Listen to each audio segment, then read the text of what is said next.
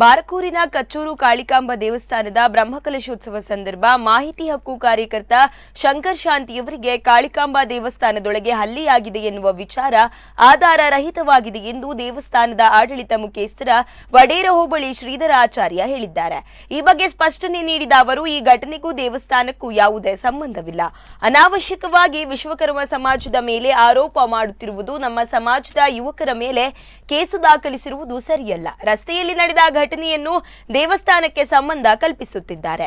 ಆ ಸಂದರ್ಭ ಸಿಸಿ ಕ್ಯಾಮೆರಾದ ಬಗ್ಗೆ ನಮ್ಮ ಗಮನವೇ ಇರಲಿಲ್ಲ. ದೇವಸ್ಥಾನದ ಜೀರ್ಣೋದ್ಧಾರ ಸಂದರ್ಭ ಸಿಸಿ ಕ್ಯಾಮೆರಾ ವಿದ್ಯುತ್ ಸಂಪರ್ಕವನ್ನು ತೆಗೆದಿದ್ದೆವು. ಇವತ್ತು ಇತರ ಸಮಾಜದವರು ಈ ವಿಚಾರವಾಗಿ ಪ್ರತಿಭಟನೆ ಮಾಡುತ್ತಿದ್ದಾರೆ. ನಾವು ಪ್ರತಿಭಟನೆ ಮಾಡಬಹುದು. ನಾವು ಗುರುಗಳ ಮಾರ್ಗದರ್ಶನದಲ್ಲಿ ಮುಂದುವರಿಯುತ್ತೇವೆ ಎಂದು ತಿಳಿಸಿದ್ದಾರೆ. ಪ್ರತಿಭಟನೆಯನ್ನು ಮಾಡ್ತಾ ಇದ್ದಾರೆ. ನಮ್ಮ ಸಮಾಜದಲ್ಲಿ ಕೂಡ ನಾವು ಪ್ರತಿಭಟನೆಯನ್ನು ಮಾಡಬಹುದು. ನಾವು ಸಾವಿರಾರು ಜನ ಸೇರಿ ಪ್ರತಿಭಟನೆ ಮಾಡ್ಬೋದು.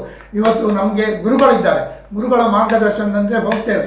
ಇವತ್ತು ಗುರುಗಳನ್ನು ಭೇಟಿಯಾಗುವಾಗ ಗುರುಗಳು ಹೇಳಿದರು, ನಮ್ಮ ಸಮಾಜಕ್ಕೆ ತೊಂದರೆ ಆದರೆ ನಾವು ಕೂಡ ಪ್ರತಿಭಟನೆ ಮಾಡೋಣ ಅಂತೇಳಿ.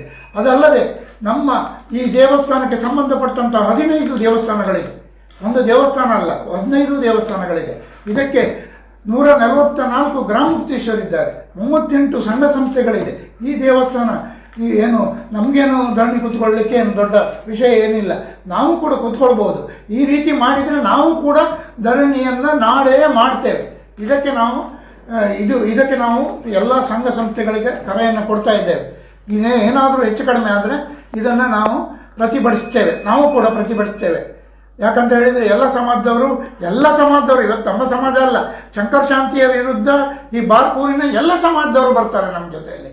ಯಾಕಂತ ಹೇಳಿದರೆ ಎಲ್ರಿಗೂ ಗೊತ್ತಿದೆ. ಇವತ್ತು ಯಾರಾದರೂ ಬಾರ್ಕೂರಲ್ಲಿ ಕೇಳಿದರೆ ಹೇಳ್ತಾರೆ, ಶಂಕರ್ ಶಾಂತಿ ಹೇಗೆ, ಅಥವಾ ದೇವಸ್ಥಾನದವರೇ ಹೇಗೆ, ಪ್ರವೀಣರು ಹೇಗೆ, ಹೀಗೆ ಕೇಳಿದರೆ ಹೇಳ್ತಾರೆ. ಅದೇ ರೀತಿ ನೀವು ಪ್ರತಿಭಟನೆಯನ್ನು ಮಾಡಿಕೊಂಡು ಮುಂದುವರಿಸಿ ಹೋಗೋದಾದರೆ ನಾವು ಕೂಡ